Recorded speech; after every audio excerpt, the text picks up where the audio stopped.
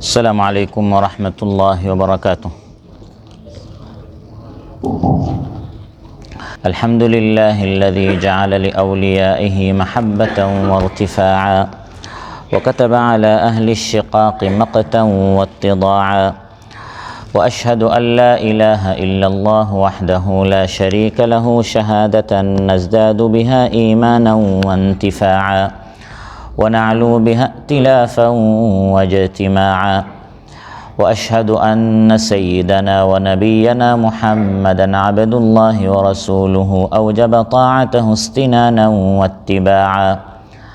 أما بعد فأعوذ بالله من الشيطان الرجيم. بسم الله الرحمن الرحيم. ثم خلقنا النطفة علقة فخلقنا العلقة مضغة فخلقنا المضغة عظاما فكسونا العظام لحما ثم أنشأناه خلقا آخر فتبارك الله أحسن الخالقين. আল্লাহ তাআলা ইরশাদ করেন, অতঃপর আমি নুতফাকে শুক্রবিন্দুকে ঝুলন্ত জমাট রক্তে পরিণত করলাম। তারপর এই ঝুলন্ত জমাট রক্তকে গোশতের টুকরা বানালাম। তারপর এই গোশতের টুকরাকে আমি হাড্ডিতে পরিণত করলাম। তারপর এই হাড্ডিকে আমি গোশত দ্বারা আবৃত করলাম। তারপর আমি এটাকে আরেক সূরত শাকল দিলাম। অতএব সৃষ্টিকারীদের মধ্যে আল্লাহ তাআলা শ্রেষ্ঠ, তিনি কত বরকতময়। উমসালাল লেবার্সিটি ওয়ার্ডের আজকের এই মাহফিলে উপস্থিত সম্মানিত মুসল্লি ভাইরা, সূরাতুল মুমিনুন থেকে একটি মাত্র আয়াত 14 নম্বর আয়াত তিলাওয়াত করে এর সহজ সরল মানাবাত উপস্থাপন করলাম। এর আলোকে মানব সৃষ্টির স্তরসমূহে স্তর সম্পর্কে আজ আমরা আলোচনা উপস্থাপন করব ইনশাআল্লাহ।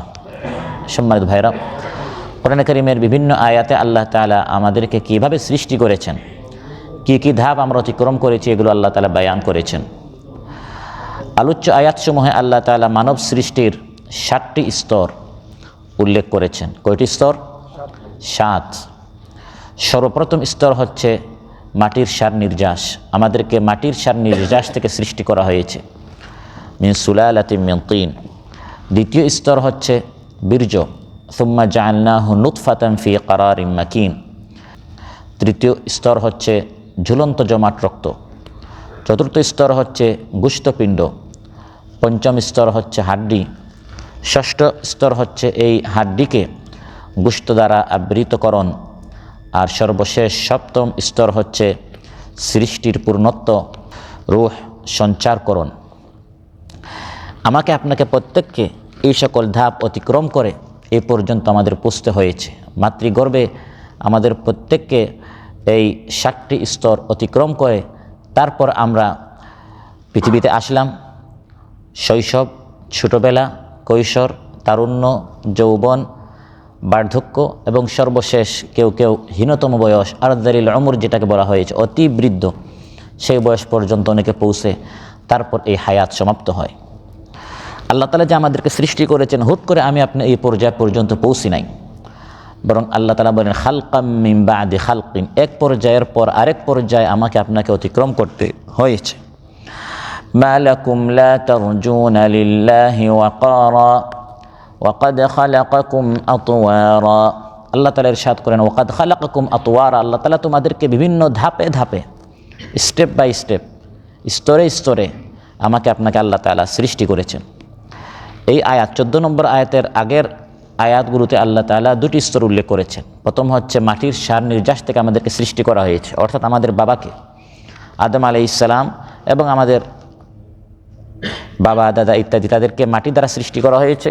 তারপর এই মাটি দ্বারা মানুষ থেকে বীর্য বের হয়েছে, যেটি হচ্ছে দ্বিতীয় ধাপ। তার প্রথম আমরা সবাই মাটি থেকে সৃষ্টি হয়েছি।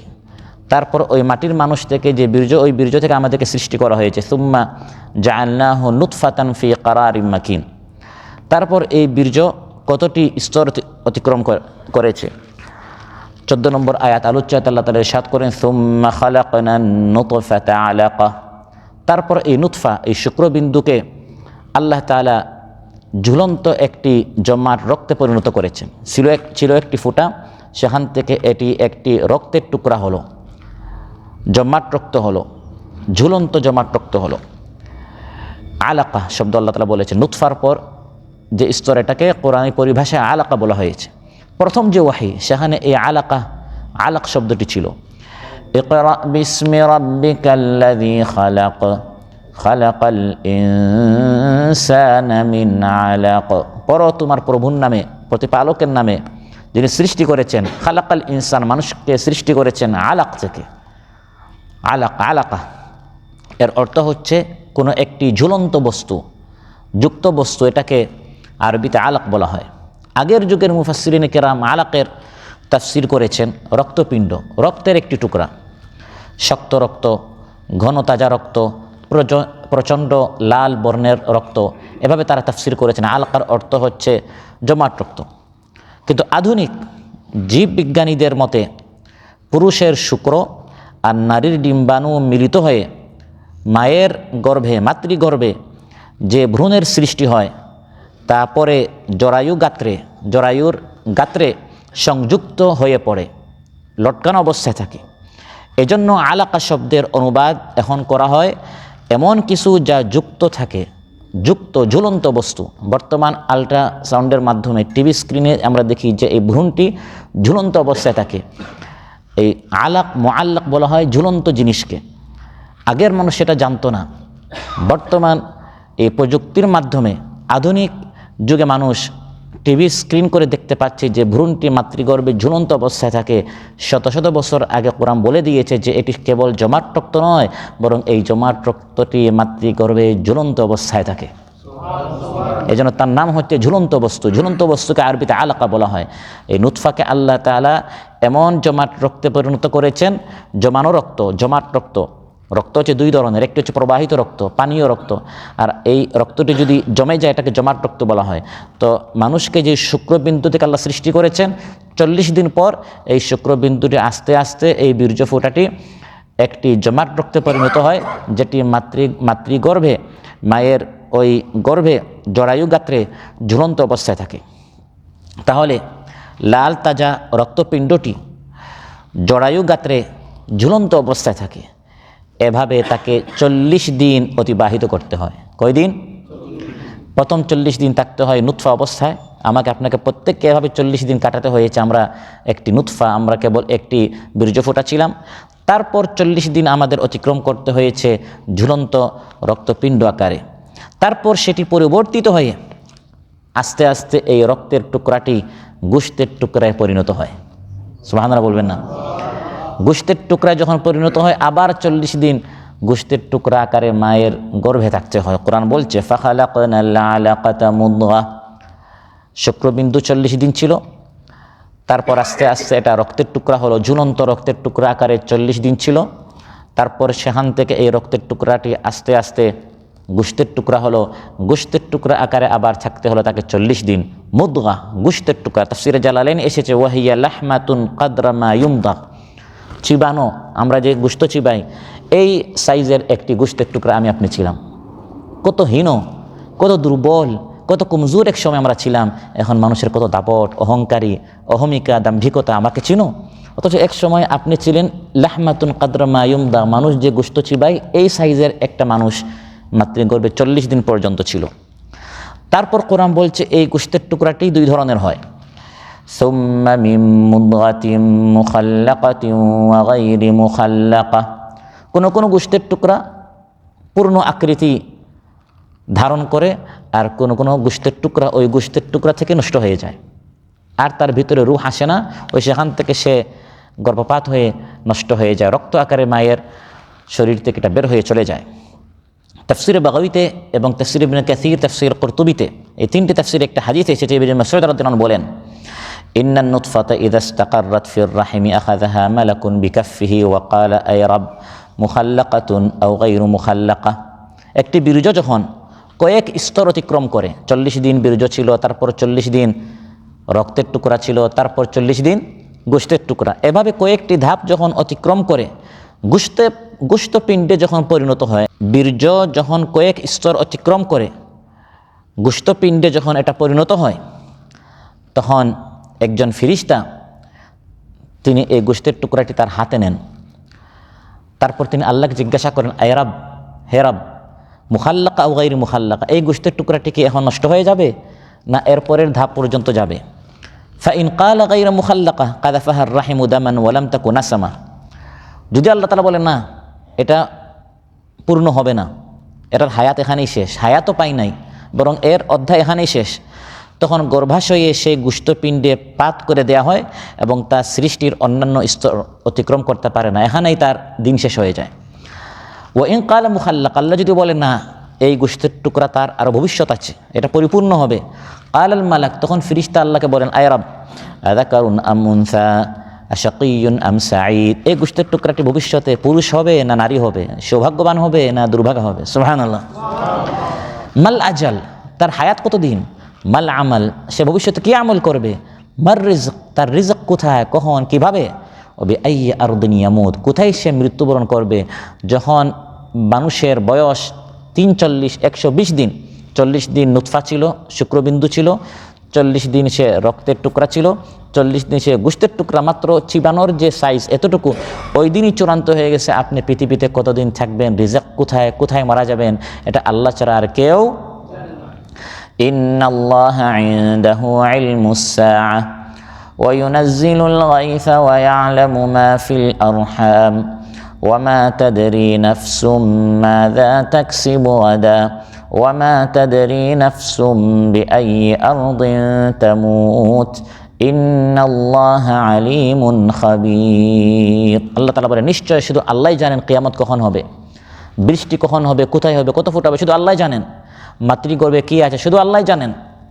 কোন মানুষ, কোন প্রাণী কোথায় মারা যাবে এটা আল্লাহ ছাড়া কেউ জানে না, ওই বান্দাও জানে না। আগামীতে কে কোথায় কি উপার্জন করবে, কি খাবে, কি ইনকাম করবে, এটি কেউ জানে না, শুধু কে জানেন? এই 5টি বিষয়, কিয়ামতের ইলম, বৃষ্টির জ্ঞান, মাতৃগর্ভে কী আছে, রিজক এবং মৃত্যু, এই 5টি বিষয় আল্লাহ তাআলা ছাড়া আর কেউ জানে না। বুখারী মুসলিমে এসেছে, ক্বালা রাসূলুল্লাহ সাল্লাল্লাহু আলাইহি ওয়াসাল্লাম, ইন্না আহাদাকুম ইউজমাউ খালকুহু ফি বাতনি উম্মিহি 40 ইয়াওমান নুতফা, 40 দিন পর্যন্ত গর্ভাশয়ে তোমাদের মধ্যে তোমরা প্রত্যেকেই তোমরা সঞ্চিত ছিলে মাতৃগর্ভে শুক্রবিন্দু আকারে 40 দিন। তারপর মহানবী সাল্লাল্লাহু আলাইহি ওয়াসাল্লাম ইরশাদ করেন যে তোমরা 40 দিন ছিলে নুতফা, তারপর তোমরা 40 দিন ছিলে রক্তের টুকরা, তারপর তোমরা 40 দিন ছিলে গোশতের টুকরা। ক্বালা রাসূলুল্লাহ সাল্লাল্লাহু আলাইহি ওয়াসাল্লাম, সুম্মা ইয়াকুনু আলাকাতাম মিসলা যালিক সুম্মা ইয়াকুনু মুদগাতাম মিসলা যালিক, এভাবে যখন 40 40 40 120 4 মাস হয়ে যায়, সুম্মা ইউরসালু ইলাইহিল মালাক, তারপর আল্লাহ তাআলা ফেরেশতা পাঠান। ফায়ানফুখ ফিহি রূহ, ফেরেশতা এসে এই ভ্রূণের মধ্যে রূহ সঞ্চার করেন। সুবহানাল্লাহ বলবেন না? ওয়া ইউমারু বিআরবা'i কালিমাত, ফেরেশতাকে বলা হয় 4টি জিনিস এখন আপনি লিখেন। যখন বাচ্চার বয়স 4 মাস, কয় মাস? 4 মাস। ওই সময় আমার আপনার এই 4টি বিষয় চূড়ান্ত হয়ে গেছে, যেগুলো নিয়ে আমরা দুনিয়াতে এসে এখন আমরা গুতাগুতি করি, মারামারি করি, হানাহানি করি, কাটাকাটি করি, চাঁদাবাজি করি। বিকাতবি রিজকিহি ওয়া আজালিহি ওয়া আমালিহি ওয়া শাকিয়্যুন আও সাঈদ, রিজক কখন, কোথায়, কিভাবে আপনি পাবেন, আজালিহি মৃত্যু কখন হবে, কোথায় হবে, কখন হবে, কিভাবে হবে, ও আমালি আপনার আমল কি হবে, ভালো না মন্দ, ওয়া শাকিয়্যুন আও সাঈদ আপনি সৌভাগ্যবান হবেন না দুর্ভাগা হবেন, এটি আমার আপনার চূড়ান্ত হয়ে গেছে যখন আমার আপনার বয়স মাত্র 4 মাস। যখন কয় মাস? 4 মাস দুনিয়াতে না, 4 মাস ওই মাতৃগর্ভে, ওই সময় এগুলো চূড়ান্ত হয়ে গেছে। এভাবে একজন মানুষ প্রথমে 40 দিন সে ছিল শুক্রবিন্দু, তারপর 40 দিন ছিল ঝুলন্ত রক্তের টুকরা, তারপর 40 দিন ছিল গোশতের টুকরা। তারপর কি কোরআন বলছে, এই গোশতের টুকরা ফাখালাকনাল মুদগাতা ইযামা, আল্লাহ তাআলা বলেন তারপর এই গোশতপিণ্ডকে হাড়ে পরিণত করা হয়, এটাকে হাড্ডি বানানো হয়। প্রথম 40 দিন কি ছিল? বীর্য ফোঁটা ছিল। তারপর 40 দিন রক্তের টুকরা ছিল। তারপর 40 দিন কি ছিল? রক্তের টুকরা, জমাট রক্ত। তারপর 40 দিন ছিল গোশতের টুকরা। এভাবে 120 দিন যখন হয়ে যায়, তারপর তার ভিতরে রূহ সঞ্চার করা হয়। এরপর কি হয়? আল্লাহ তাআলা বলেন ফাখালাকনাল মুদগাতা ইযামা, তারপর গোশতপিণ্ডকে, এই গোশতের টুকরাকে আমি হাড্ডিতে পরিণত করি। কেন হাড্ডিতে পরিণত করা হয়? উদ্দেশ্য কি? উদ্দেশ্য হচ্ছে মানুষের কাঠামোকে শক্ত ভিত্তির উপর দাঁড় করানো। কারণ শুধু গোশতের মধ্যে শক্তি নেই, কাঠিন্যতা নেই, পড়ে যাবে। একটা গোশতের টুকরা ছিল, এই গোশত যাতে করে সে দাঁড়াতে পারে, সে ভবিষ্যতে মানুষ হবে, যাতে করে সে দাঁড়াতে পারে, এর জন্য প্রয়োজন রয়েছে হাড্ডির। এই জন্য এই গোশতের টুকরাকে হাড্ডি বানানো হয়, গোশতপিণ্ডকে হাড্ডিতে পরিণত করা হয়। এই যে গোশতের টুকরাকে হাড্ডিতে পরিণত করা হলো, কিয়ামতের আগে গোটা পৃথিবীতে বৃষ্টি বর্ষণ করা হবে। বৃষ্টির ফলে মৃত জমিন আবার সজীব হয়, সেখান থেকে ফসল উৎপন্ন হয়। যখন বৃষ্টি বর্ষণ করা হবে, তখন ওই ফসলের মতো, বৃক্ষের মতো, গাছের মতো জমিন থেকে মানুষ বের হবে। সুবহানাল্লাহ বলবেন না? জমিন থেকে মানুষ, ওই বৃষ্টির পরে কী হবে? ওই ফসলের মতো আবার মানুষ বের হবে। এই যে মানুষ আবার বের হবে, সর্বপ্রথম সে যে বের হবে ওই গাছের মতো, একটি বীজ থেকে একটা গাছ যেভাবে আস্তে আস্তে বড় হয়, এই মানুষটাও কিয়ামতের দিন যখন আল্লাহর সামনে উঠবে, কোনো একটি টুকরা থেকে তাকে পুনরায় সৃষ্টি করা হবে। সেটা কোন টুকরা? ওই প্রথম মানুষের যে হাড্ডির টুকরা ছিল, এটা হচ্ছে মেরুদণ্ড। ওই মেরুদণ্ডের যে হাড্ডির টুকরা, ওখান থেকে আবার মানুষকে কিয়ামতের দিন বৃষ্টি যখন বর্ষণ হবে, জমিন থেকে মানুষকে পুনরুত্থিত করা হবে সেই হাড্ডির টুকরা থেকে। সুবহানাল্লাহ। বুখারী মুসলিমে এসেছে বিশুদ্ধ হাদিস। ক্বালা রাসূলুল্লাহি সাল্লাল্লাহু আলাইহি ওয়াসাল্লাম ওয়া লাইসা মিনাল ইনসানি শাইউন ইল্লা ইয়াবলা ইল্লা আযমান ওয়াহিদা ওয়া হুয়া আজাবুয যামবি ওয়া মিনহু ইউরাক্কাবুল খালকু ইয়াউমাল কিয়ামাহ। একটি হাড্ডি ছাড়া, রাসূল সাল্লাল্লাহু আলাইহি ওয়াসাল্লাম ইরশাদ করেন, একটি হাড্ডি ছাড়া মানুষের পুরা শরীর পচে যাবে। মানুষ যখন মারা যায়, কবরে তাকে পুঁতে রাখা হয়, দাফন করা হয়, সমাহিত করে, তখন 1 মাস 2 মাস পর গিয়ে দেখা যায় এই মানুষের কোনো অস্তিত্ব নাই, মাটিতে একবার মিশে যায়। একটি হাড্ডি ছাড়া একটি হাড্ডি বাকি থাকে, আর সে হাড্ডিটি হলো মেরুদণ্ডের হাড়। মেরুদণ্ডের হাড়, কিয়ামতের দিন ওই হাড় থেকে মানুষকে পুনঃসৃষ্টি করা হবে। সুবহানাল্লাহ। মেরুদণ্ডের সে হাড় কোনটি? যেটি একসময় শুক্রবিন্দু থেকে, জমাট রক্ত থেকে, গোশতের টুকরা থেকে হাড্ডির টুকরা হয়েছিল। ওই যে ছোট্ট হাড্ডির টুকরা, এখান থেকে মানুষকে আবার পুনরায় উঠানো হবে। এখন তো মানুষ পুরাটাই হাড্ডির টুকরা হয়ে গেছে। একসময় মানুষ, এই যে বাচ্চাটা, ভ্রূণটা পুরাটাই গোশতের টুকরা ছিল, এখন পুরাটা কী হয়ে গেছে? হাড্ডির টুকরা। আল্লাহ তাআলা বলেন, যখন হাড্ডির টুকরা পুরাটা হয়ে গেল, তারপরের ধাপটা কি? ফাকাসাউনাল ইযামা লাহমা। তারপর হাড্ডির উপর গোশত ছড়িয়ে দেয়া হলো। এই হাড্ডিকে গোশত দ্বারা আবৃত করা হলো, গোশত দ্বারা ঢাকা হলো, গোশত দ্বারা সাজানো হলো, গোশত দ্বারা সুন্দর করা হলো। সুবহানাল্লাহ। কেন এই গোশতকে হাড্ডি কেন বানানো হলো, সেটা আমরা প্রথম উত্তর দিলাম, যাতে করে এই মানুষটা শক্ত হয়, তার একটা মেরুদণ্ড থাকে। এখন প্রশ্ন হচ্ছে, হাড্ডি হলো, এখন আবার তার উপর গোশত এর ছাউনি কিনে দেয়া হলো। কারণ যদি একটা মানুষ শুধু হাড্ডি হয়, এই হাড্ডির কঙ্কালটা দেখতে সুন্দর হবে না কুসরি হবে? দেখতে সুন্দর লাগবে না, এটা সুশ্রী হবে না, এটা কুসরি হবে, দেখতে খুব খারাপ লাগবে। যাতে করে মানুষকে দেখতে খুব শোভনীয়, খুব সুন্দর, খুব চমৎকার, দৃষ্টিনন্দন দেখে, মানে একজন মানুষ আরেকজন মানুষকে দেখে যাতে করে তার চক্ষু জুড়ে যায়, ঠান্ডা হয়, সেই কারণে সেই হাড়ের উপর এক বিশেষ নিয়মে প্রয়োজন মাফিক গোশত চড়ানো হয়েছে। কোথাও কম, কোথাও বেশি, কানে, নাকে, মাথায়, হাতে, পায়ে আল্লাহ তাআলা মেপে মেপে যেখানে কম দেওয়া দরকার এখানে কম গোশত দিয়েছেন, যেখানে বেশি গোশত দেওয়া দরকার এখানে আল্লাহ তাআলা বেশি গোশত দিয়েছেন। সুবহানাল্লাহ বলতে মন চাইল না?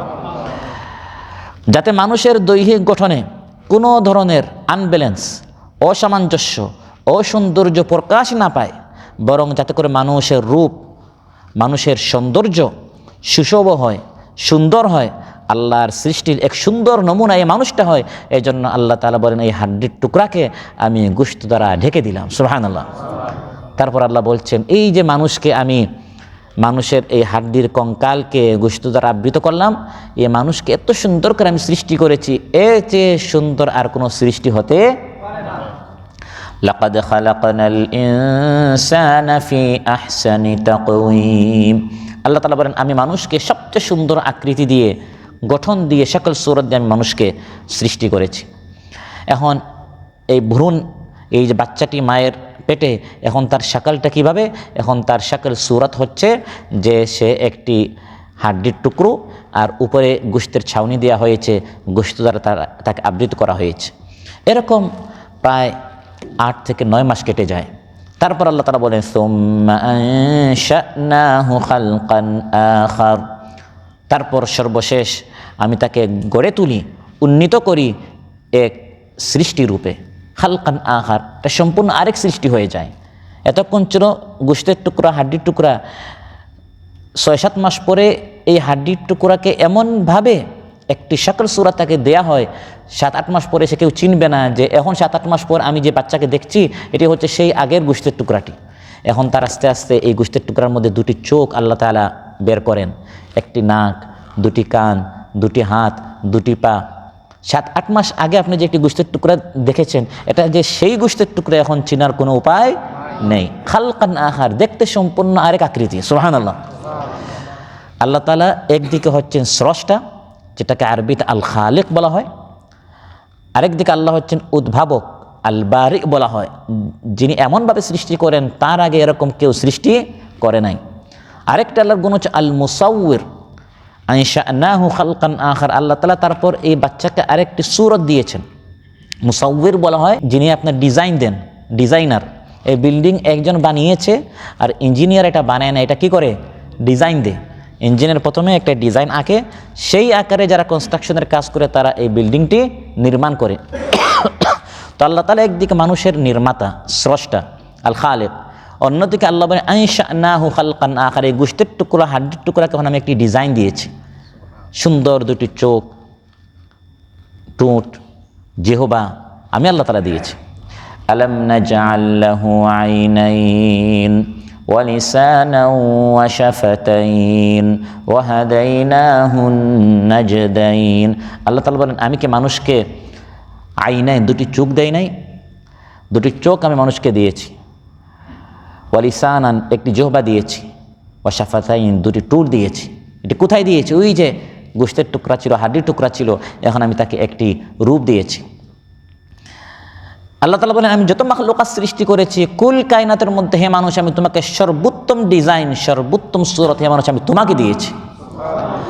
ওয়াসাওয়ারাকুম ফাআহসানা সুওয়ারাকুম, আল্লাহ তাআলা তোমাদেরকে সূরত দিয়েছেন। ফাআহসানা সুওয়ারাকুম, তোমাদেরকে সবচেয়ে সুন্দর সূরত দিয়েছেন, শাকল দিয়েছেন, আকৃতি দিয়েছেন। আমাদের এই সূরতটি, আমাদের এই শাকলটি দুনিয়াতে আসার পরে নয়, আল্লাহ বলেন এই মাতৃগর্ভে আমি তোমাদেরকে দিয়েছি। যখন মা বাবা জানতো না এই বাচ্চাটি পৃথিবীতে এসে সে সাদা হবে না কালো হবে, তার নাক কেমন হবে, চোখ কেমন হবে, সেখানে তো আর ভিডিও করা যায় না। বেশ থেকে বেশ আল্ট্রাসাউন্ডে টিভিতে দেখা যায় একটা বাচ্চা আছে, কিন্তু এই বাচ্চার রং, বর্ণ, দেখতে কেমন ইত্যাদি এই সকল বিষয় একক সিদ্ধান্তকার হুয়াল্লাযী ইউসাউবিরুকুম ফিল আরহামি কাইফা ইয়াশা লা ইলাহা ইল্লা হুয়াল আজিজুল হাকীম। আল্লাহ তাআলা বলেন আল্লাহ তাআলা যেভাবে চান সেভাবে মাতৃগর্ভে তোমাদেরকে তিনি সূরত, তিনি তোমাদের ডিজাইন আল্লাহ তাআলা দিয়ে থাকেন। যেখানে মাকে আল্লাহ তাআলা জিজ্ঞাসা করেন না, বাবাকে আল্লাহ তাআলা জিজ্ঞাসা করেন না, ডাক্তারকে আল্লাহ জিজ্ঞাসা করেন না যে এই বাচ্চাকে আমি মাতৃগর্ভে তার শাকলটা কেমন হবে, তার আকৃতি কেমন হবে। আল্লাহ বলেন কাইফা ইয়াশা, যেভাবে আল্লাহ চান, ফিল আরহাম মাতৃগর্ভে ইউসাউবিরকুম, আল্লাহ তাআলা তোমাদেরকে শাকল, সূরত, আকৃতি দিয়ে থাকেন। সুবহানাল্লাহ। সুম্মা আনশানাহু খালকান আখার, প্রথম যে 6টি স্তর বলা হয়েছে এগুলো ছিল এমন স্তর যেখানে বাচ্চাটি পূর্ণত্ব লাভ করেনি। মাটির ছিল, বীর্যফোঁটা ছিল, ঝুলন্ত রক্তের একটি টুকরা ছিল, গোশতের টুকরা ছিল, হাড্ডির টুকরা ছিল, এগুলো ছিল অপূর্ণ একটি স্তর। এখন আল্লাহ বলেন আনশানাহু খালকান আখার, এখন আমি তাকে আরেকটি শাকল দিয়েছি, অর্থাৎ এখন সে পরিপূর্ণ একটি মানুষ হয়েছে। শেষের এই স্তরে এসে সে সম্পূর্ণ একজন মানুষে পরিণত হয়েছে। এই স্তরে এসে এই বাচ্চার মধ্যে আল্লাহ তাআলা রূহ সঞ্চার করিয়েছেন। একটা কচি শিশু যে 9 মাস পর এক বিশেষ রূপ নিয়ে মায়ের পেট থেকে বের হয়ে ভূমিষ্ঠ হয় এবং সাথে সাথে নড়াচড়া, শোনা, দেখা, অনুভব করা এই সকল শক্তি তার মধ্যে আল্লাহ তাআলা সৃষ্টি করে দেন। ওয়াল্লাহু আখরাজাকুম মিন বুতুনি উম্মাহাতিকুম লা তা'লামুনা শাইআ وجعل لكم السمع والأبصار والأفئدة لعلكم تشكرون। আল্লাহ তাআলা বলেন আল্লাহ তাআলা তোমাদেরকে মাতৃগর্ভ থেকে বের করেছেন, তোমরা কিছুই জানতে না, তারপর আল্লাহ তাআলা তোমাদেরকে শ্রবণ শক্তি দিয়েছেন, দৃষ্টিশক্তি দিয়েছেন, বুধ শক্তি দিয়েছেন, যাতে করে তোমরা শুকরিয়া আদায় করো। সুবহানাল্লাহ। এক সময় যে বাচ্চাটি গোশতের টুকরা ছিল, হাড্ডির টুকরা ছিল, এখন তার শ্রবণ শক্তি আছে, এখন তার দৃষ্টিশক্তি আছে। হ্যাঁ, পৃথিবীতে অনেকে আসে দৃষ্টিহীন, তার চোখ নেই, চোখ আল্লাহ কেড়ে নিয়েছেন, পৃথিবীর সবাই একত্রিত হয়ে তাকে চোখ দিতে এই গোশতের টুকরাকে আল্লাহ তাআলা শ্রবণ শক্তি দিয়েছেন। হ্যাঁ, পৃথিবীতে অনেকে আসে যারা বধির, শুনতে পারে না, আপনাকে আল্লাহ তাআলা শ্রবণ শক্তি দিয়েছেন। লাআল্লাকুম তাশকুরুন, আল্লাহ বলেন শুকরিয়া আদায় করো। এই যে এক ধাপের পর আরেক ধাপ আল্লাহ তাআলা সৃষ্টি করলেন, আয়াতের শেষে আল্লাহ তাআলা বলেন ফাতাবারাকাল্লাহু আহসানুল খালিকিন। অতএব নিপুণতম স্রষ্টা আল্লাহ তাআলা কত কল্যাণময়, তিনি কতই না মহান, তিনি কত বরকতময়। সুবহানাল্লাহ। হে মানুষ, তোমাকে আল্লাহ তাআলা এভাবে ধাপে ধাপে এই পর্যন্ত তোমাকে পৌঁছে দিলেন, কত সুন্দর আকৃতি, শাকল সুরত গঠন দিয়ে তিনি তোমাকে পয়দা করেছেন। ফাতাবারাকাল্লাহ, তিনি কত বরকতময়। তাবারাক এর অর্থ হচ্ছে প্রশংসা, সম্মানের অধিকারী হচ্ছেন আল্লাহ তাআলা। ফাতাবারাকাল্লাহ, আল্লাহর কল্যাণ, আল্লাহর বরকত বৃদ্ধি পেয়েছে। এই তাবারাকা এটি হচ্ছে আল্লাহর একটি আল্লাহর প্রশংসা করার একটি শব্দ। এই শব্দটা কোরআন কারীমে 9 বার এসেছে। আলা লাহুল খালকু ওয়াল আমরু তাবারাকাল্লাহু রাব্বুল আলামিন। আল্লাহ তাআলা বলেন সৃষ্টি যার, আইন চলবে তার, রাব্বুল আলামিন আল্লাহ তাআলা কত বরকতময়। তাবারাকাল্লাহ। আবার সূরাতুল ফুরকানে আল্লাহ তাআলা বলেন যিনি কোরআন নাজিল করেছেন তিনি কত বরকতময়। তাবারাকাল্লাযী নাজ্জালাল ফুরকানা আলা আবদিহি লিয়াকুনা লিল আলামিনা নাযীরা। বরকতময় পবিত্র সেই মহাসত্তা যিনি তার বান্দার উপর ফুরকান কোরআন নাজিল করেছেন, যাতে করে মুহাম্মদ সাল্লাল্লাহু আলাইহি সাল্লাম গোটা বিশ্ববাসীর জন্য তিনি নবী হন, সতর্ককারী হন। কাফির মুশরিকরা বলল, হে মুহাম্মদ তুমি ইতিম মিসকিন, আল্লাহ তাআলা তোমার জন্য এভাবে মক্কায় বড় বড় প্রাসাদ নদ নদী বানান না কেন? আল্লাহ তাআলা জবাবে আয়াত নাজিল করলেন তাবারাকাল্লাযী ইনশাআ জাআলা লাকা খায়রাম মিন যালিকা জান্নাতিন তাজরি মিন তাহতিহাল আনহার ওয়া ইয়াজআল লাকা কুসুরা। সেই আল্লাহ তাআলা বরকতময় তাবারাকা, যিনি চাইলে আপনার জন্য মক্কাতুল মুকাররমার মধ্যে অনেক নদ নদী প্রাসাদ আল্লাহ তাআলা সৃষ্টি করে দিতে পারেন। তারপর কাফির মুশরিকরা যখন আল্লাহর সামনে সাজদা করতে অস্বীকার করলো, ক্বালু ওয়া মার রাহমান আনাসজুদু লিমা তা'মুরুনা ওয়া যাদাহুম নুফুর। আল্লাহর সামনে যখন সাজদা করতে তারা অস্বীকার করলো, আল্লাহ তাআলা বললেন তাবারাক, আল্লাহ তাআলা কত বরকতময়, আল্লাহ তাআলা কত মহান। তারা আল্লাহর সামনে সাজদা না করলে আল্লাহর কিছু আসে যায় না। সে আল্লাহ তাআলা কেমন মহান। আল্লাহ তাআলা বলেন তাবারাকাল্লাযী জাআলা ফিস সামাই বুরুজান ওয়া জাআলা ফিহা সিরাজান ওয়া কামারান মুনীরা। যিনি আসমানের মধ্যে বুরুজ সৃষ্টি করেছেন, আসমানের মধ্যে একটি চেরাগ আল্লাহ তাআলা সৃষ্টি করেছেন, সূর্য সৃষ্টি করেছেন, আলোকময় চাঁদ আল্লাহ তাআলা সৃষ্টি করেছেন, তিনি কত মহান। তার সামনে আসমান জমিন সবাই সাজদা করছে, কাফির মুশরিকরা সাজদা না করলে আল্লাহর কিছু আসে যায় না। তারপর আল্লাহ তাআলা বলছেন ওয়া রাযাকাকুম মিনাত তাইয়্যিবাতি যালিকুমুল্লাহু রাব্বুকুম ফাতাবারাকাল্লাহু রাব্বুল আলামিন। আল্লাহ তাআলা তোমাদেরকে পবিত্র খাবার দিয়েছেন, রিজিক দিয়েছেন, তিনি হচ্ছেন তোমাদের রব, রাব্বুল আলামিন তোমাদের রব। তাবারাকা, তিনি কত বরকতময়, তিনি কত মহান। আসমান সমূহ এবং জমিনে যা আছে সব কিছুর মালিক হচ্ছেন আল্লাহ তাআলা, তিনি কত মহান। ওয়া তাবারাকাল্লাযী লাহু মুলকুস সামাওয়াতি ওয়াল আরদি ওয়া মা বাইনাহুমা ওয়া ইনদাহু ইলমুস সাআহ ওয়া ইলাইহি তুরজাউন। আবার সূরাতুর রহমানে আল্লাহ তাআলা প্রত্যেকটি আয়াতে তার রহমতের কথা উল্লেখ করেছেন। সর্বশেষ আয়াতে আল্লাহ তাআলা এটি বলে দিয়েছেন যে সবচেয়ে বরকতময় সত্তা হচ্ছেন আল্লাহ তাআলা। ফাবিআইয়ি আলাই রাব্বিকুমা তুকাযযিবান তাবারাকাসমু রাব্বিকা যিল জালালি ওয়াল ইকরাম। আবার একটি সূরার নাম হচ্ছে সূরাতুত তাবারাক, যার অপর নাম হচ্ছে সূরাতুল মুলক। এই সূরার শুরুতে আল্লাহ তাআলা বলছেন তাবারাকাল্লাযী বিয়াদিহিল মুলকু ওয়া হুয়া আলা কুল্লি শাইইন কাদির। এভাবে আল্লাহ তাআলা বিভিন্ন আয়াতে তার প্রশংসা করতে গিয়ে বলেছেন তাবারাকা, তিনি কত বরকতময়, তিনি কত মহান। আলোচ্য আয়াতে আল্লাহ তাআলা যখন বলেছেন যে আমি মানুষকে সৃষ্টি করেছি, কতই ধাপে ধাপে কত সুন্দর করে মানুষকে সৃষ্টি করেছি, আয়াতের শেষে আল্লাহ তাআলা বলছেন যে আল্লাহ তাআলা যে সত্তা মানুষকে এত সুন্দর করে সৃষ্টি করলেন তিনি কত বরকতময়, তিনি কত মহান। ফাতাবারাকাল্লাহ আহসানুল খালিকিন, যিনি স্রষ্টাদের মধ্যে শ্রেষ্ঠ, যিনি স্রষ্টাদের মধ্যে শ্রেষ্ঠ। এখান থেকে বোঝা যায় যে আল্লাহ ছাড়া অন্যান্য স্রষ্টা আছে, এই ধরনের একটি বুঝ মানুষের মাথায় আসতে পারে। কারণ আল্লাহ বলেন আল্লাহ হচ্ছেন আহসানুল খালিকিন, স্রষ্টাদের মধ্যে শ্রেষ্ঠ। স্রষ্টা দল বলতে সেই সমস্ত কারিগরদেরকে বোঝানো হয়েছে যারা পরিমাপ অনুযায়ী বিভিন্ন জিনিসকে জোড়া লাগিয়ে কোনো জিনিস তৈরি করে। এখানে স্রষ্টা বলতে আল্লাহর মতো স্রষ্টা নয়। মানুষ যে জোড়াতালি দিয়ে বিভিন্ন জিনিস বানায়, মানুষ যা বানাচ্ছে আর আল্লাহ তাআলা যে সৃষ্টি করছেন, আল্লাহ বলেন দেখো তুমি কি বানাও, আমি কি বানাই, আমি কত সুন্দর করে মানুষ বানালাম, আর তুমি জোড়াতালি দিয়ে যে পৃথিবীতে গাড়ি বানাচ্ছ, বাড়ি বানাচ্ছ, এই সেই জিনিস বানাচ্ছ, দুটার মধ্যে কত তফাৎ, কত তারতম্য, কত ব্যবধান রয়েছে। আহসানুল খালিকিন, আল্লাহ হচ্ছেন শ্রেষ্ঠ স্রষ্টা। খালিক এর আসল অর্থ হচ্ছে নতুনভাবে কোনো সাবেক, পূর্বের আগের কোনো নমুনা ছাড়া, মডেল ছাড়া কোনো কিছু সৃষ্টি করা, এটাকে এই যে কাজটা যিনি করেন তাকে খালিক বলা হয়। কোনো মডেল ছাড়া, কোনো একটা জিনিস না দেখে নিজে নিজে এক জিনিস বানানো, জোড়াতালি না দিয়ে, বরং শূন্য থেকে কোনো একটা জিনিস কোনো মডেল ছাড়া, আরেকজন একটা নকল করে নয়, দেখে দেখে নয়।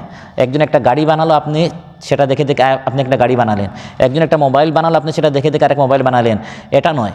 খালিক সেই সত্তাকে বলা হয় কোনো নমুনা ছাড়া যিনি শূন্য থেকে কোনো একটি জিনিস বানান, তাকে খালিক বলা হয়। এই অর্থের দিক দিয়ে খালিক হচ্ছেন একমাত্র কে? আল্লাহ তাআলা। আল্লাহ বলেন তোমরা আল্লাহকে বাদ দিয়ে যাদের পূজা করো তারা একটি মাছিও সৃষ্টি করতে পারবে না। অর্থাৎ শূন্য থেকে আল্লাহ যাবে একটা মাছি সৃষ্টি করেছেন, মাছি থেকে শুরু করে যত বড় হোক ছোট হোক, যত প্রাণী পৃথিবীতে আছে, যত কিছু আছে, আল্লাহ যেভাবে সৃষ্টি করেছেন তোমরা এভাবে সৃষ্টি করতে পারবে না। লা ইয়াখলুকু যুবাবান ওয়ালাউ ইজতামাউ লাহু। কিন্তু মাঝে মাঝে এই খালক, সৃষ্টি শব্দটি কারিগরির অর্থে ব্যবহার হয়ে থাকে। কারিগরি তারা এখানে উদ্দেশ্য হচ্ছে আল্লাহ তাআলা স্বীয় কুদরত দ্বারা এই বিশ্বে যেসব উপকরণ উপাদান সৃষ্টি করেছেন সেগুলোকে জোড়াতালি দেয়া, পরস্পরের মিশ্রণ করে একটি জিনিস তৈরি করা। এখানে কিছু লোহা আছে, কিছু অ্যালুমিনিয়াম আছে, এভাবে কয়েকটা জিনিস একসাথে মিলাই একটা জিনিস বানানো, যেটা মানুষ করে, আবিষ্কার করে। এটাকে আরবিতে সানি' বলা হয়, এটা খালিক নয়। কিন্তু আল্লাহ তাআলা বলেন ধরে নিলাম তোমরা একটা জিনিস বানালে আর আমি মানুষ বানালাম, দেখো আমার সৃষ্টি কত সুন্দর, কত মহান, আর তোমরা যা বানাচ্ছ এটার সামনে আমার এটার কোনো তুলনা হতে পারে না। এই জন্য আল্লাহ তাআলা বলেন হে মানুষ, কোন জিনিস তোমার রবের বিষয়ে তোমাকে ধোঁকায় ফেললো, যিনি তোমাকে এত সুন্দর করে সৃষ্টি করলেন, মাতৃগর্ভে একটি একটি ধাপ অতিক্রম করিয়ে এই পর্যন্ত তো তোমাকে পৌঁছালেন, সেই রবের সামনে সাজদা করতে তোমার মন চায় না? ইয়া আইয়ুহাল ইনসান, হে মানুষ, মা গাররাকা বিরাব্বিকাল কারীম, তোমার দয়াময় রব রহমান প্রতিপালক কোন বিষয়ে তোমাকে ধোঁকায় ফেললো, কেন তুমি তার কথা মানছো না? তিনি কে? আল্লাযী খালাকাকা, যিনি তোমাকে সৃষ্টি করলেন, ফাসাওয়াকা, তারপর তোমাকে সুন্দর আকৃতি দিলেন, সঠিকভাবে সৃষ্টি করলেন, ফাআদালাকা, তোমাকে সুবিন্যস্ত করলেন, সুঠাম দেহ দিলেন, সুন্দরভাবে তোমাকে এত সুন্দর আকৃতি দিয়ে তোমাকে পয়দা করলেন। ফি আই সূরাতিম মা শাআ রাক্কাবাক, তিনি যেভাবে চেয়েছেন তিনি সেভাবে তোমাকে সৃষ্টি করেছেন। সুবহানাল্লাহ। অতএব সম্মানিত ভাইয়েরা, আজকের আলোচনা থেকে আমরা মানব সৃষ্টির ধাপগুলি সম্পর্কে আমরা জানলাম, যে বিষয়ে আজ থেকে 150 বছর আগেও মানুষ কিছুই জানতো না। এই আধুনিক প্রযুক্তির পর এখন মানুষ জানতে পারছে যে আমরা মাতৃগর্ভে কী কী স্তর আমরা অতিক্রম করেছি। আজ থেকে 150 বছর আগে, 19 শতাব্দীর আগে মানুষ এই বিষয় সম্পর্কে একবারে অজ্ঞ ছিল। সেই শত শত বছর আগে একজন উম্মি নিরক্ষর নবী, যিনি কোনো দিন মা কুনতা তাদরি মাল কিতাব ওয়ালাল ঈমান, তিনি কিতাবও জানতেন না, ঈমানও জানতেন না। আল্লাহ তাআলা ওয়াহির মাধ্যমে গায়রে হিরায় কোরআন নামক ওয়াহি আলো দ্বারা তাকে জানালেন। তিনি কোনোদিন কিছু লিখেন নাই, কিছু পড়েন নাই, এমন একজন নবী তিনি মুআল্লিমুল ইনসানিয়া, গোটা মানব মণ্ডলীর মুআল্লিম, উস্তাদ হয়ে গেলেন। গোটা বিশ্বকে তিনি বিজ্ঞান শেখাচ্ছেন, প্রযুক্তি শেখাচ্ছেন, টেকনোলজি শেখাচ্ছেন, জীববিজ্ঞান শেখাচ্ছেন। মাতৃগর্ভে আমরা কি কি ধাপ অতিক্রম করেছি, আজ আমরা যেগুলো অত্যাধুনিক যুগে অত্যাধুনিক যন্ত্র দ্বারা যেগুলো আমরা জানছি, শত শত বছর আগে গোটা বিশ্বকে তিনি এগুলো তাদেরকে জানিয়ে দিলেন। হ্যাঁ, তিনি কোনো ভার্সিটিতে পড়েন নাই, তাকে সরাসরি রাব্বুল আলামিন তাকে শিখিয়েছেন। সুবহানাল্লাহ। আল্লাহ সুবহানাহু ওয়া তাআলা আমাদের সবাইকে আরও বেশি কোরআন সম্পর্কে, সুন্নাহ সম্পর্কে জানার ও বুঝার তৌফিক দান করুন এবং আল্লাহ তাআলার এই সকল নিয়ামতের শুকর আদায় করার তৌফিক দান করুন। আমরা যেন আল্লাহ তাআলার যাকিরিন, শাকিরিন, সাবিরিন বান্দাদের মধ্যে হতে পারি। আল্লাহ তাআলা আমাদের সবাইকে কবুল করুন, তার দ্বীনের জন্য কবুল করুন, দ্বীনের মেহনত করার জন্য কবুল করুন। আসসালামু আলাইকুম ওয়া রাহমাতুল্লাহি ওয়া বারাকাতুহু। সুবহানাকাল্লাহুম্মা বিহামদিক, আশহাদু আল্লা ইলাহা ইল্লা আনতা, আস্তাগফিরুকা ওয়া আতুবু ইলাইক। জাযাকুমুল্লাহু খাইরান।